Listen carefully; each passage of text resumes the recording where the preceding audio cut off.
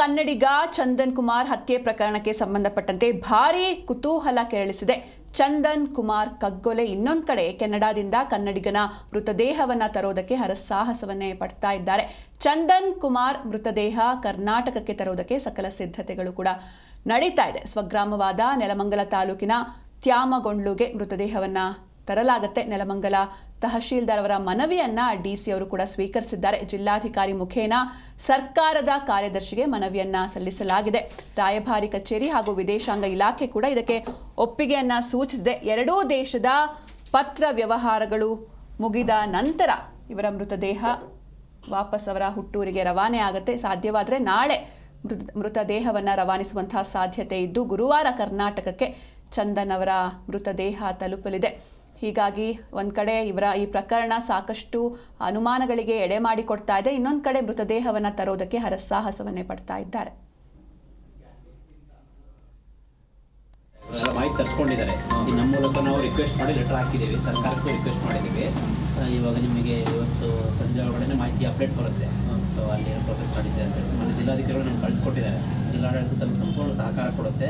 ತಾವೇನು ರಿಕ್ವೆಸ್ಟ್ ಮಾಡಿದ್ರೆ ಆ ರಿಕ್ವೆಸ್ಟ್ ನಮ್ಮ ತಾಲೂಕು ಆಡಳಿತ ಮೂಲಕ ನಾವು ಈಗ ಆಲ್ರೆಡಿ ಕಳಿಸ್ಕೊಟ್ಟಿದ್ದೀವಿ.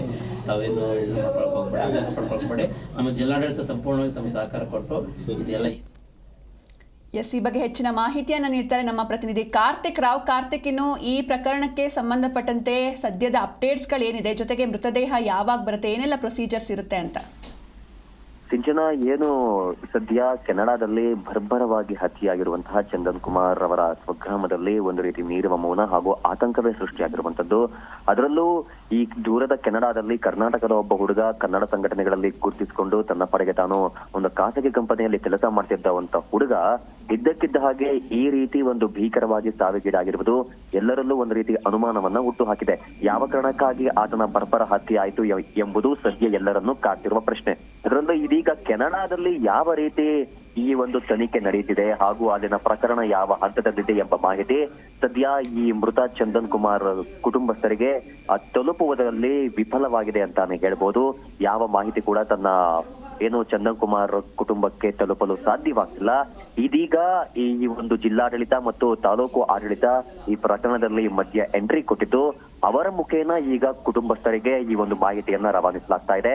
ಸದ್ಯ ನೆಲಮಂಗಲ ತಹಸೀಲ್ದಾರ್ ಬೆಂಗಳೂರು ಗ್ರಾಮಾಂತರ ಜಿಲ್ಲಾಧಿಕಾರಿಗಳಿಗೆ ಪತ್ರ ಬರೆದಿದ್ದು ಮೃತದೇಹವನ್ನ ನೆಲಮಂಗಲ ಸ್ವಗ್ರಾಮಕ್ಕೆ ತರಿಸಿ ಇಲ್ಲಿಯೇ ಅಂತ್ಯಕ್ರಿಯೆ ಮಾಡಿಕೊಡಬೇಕಂತ ಮನವಿಯನ್ನ ಮಾಡಿದ್ದಾರೆ.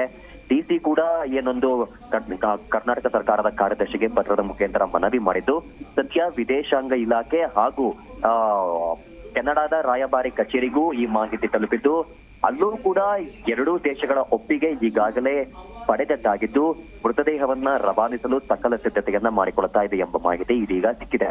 ಇದೀಗ ಇವತ್ತು ಈ ಪತ್ರ ಮುಖೇನ ಅಂದ್ರೆ ಎರಡೂ ದೇಶಗಳ ನಡುವೆ ಈ ಪತ್ರದ ವ್ಯವಹಾರ ನಡೆಯಬೇಕಾಗುತ್ತೆ. ಆ ಪತ್ರದ ವ್ಯವಹಾರ ನಡೆದ ನಂತರ ಮೃತದೇಹವನ್ನ ಇಂದು ಸಂಜೆ ಅಥವಾ ನಾಳೆ ಅಲ್ಲಿಂದ ಕೆನಡಾದಿಂದ ರವಾನಿಸಲಾಗುತ್ತೆ.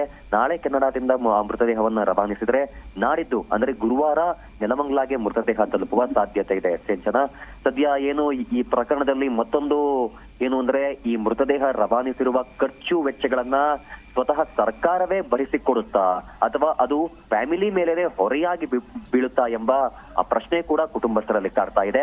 ಸದ್ಯ ಸರ್ಕಾರಕ್ಕೆ ಸಂಬಂಧಪಟ್ಟಂತೆ ತಾಲೂಕು ಆಡಳಿತಕ್ಕೆ ಸಂಬಂಧಪಟ್ಟಂತೆ ಅಧಿಕಾರಿಗಳು ಮೃತ ಚಂದನ್ ಕುಮಾರ್ ನಿವಾಸಕ್ಕೆ ಭೇಟಿ ಕೊಟ್ಟು ಸಾಂತ್ವನ ಹೇಳಿದ್ದಾರೆ.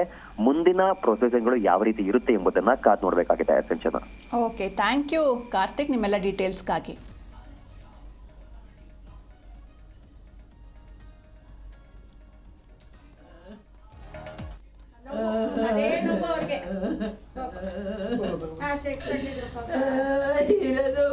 ಮದುವೆ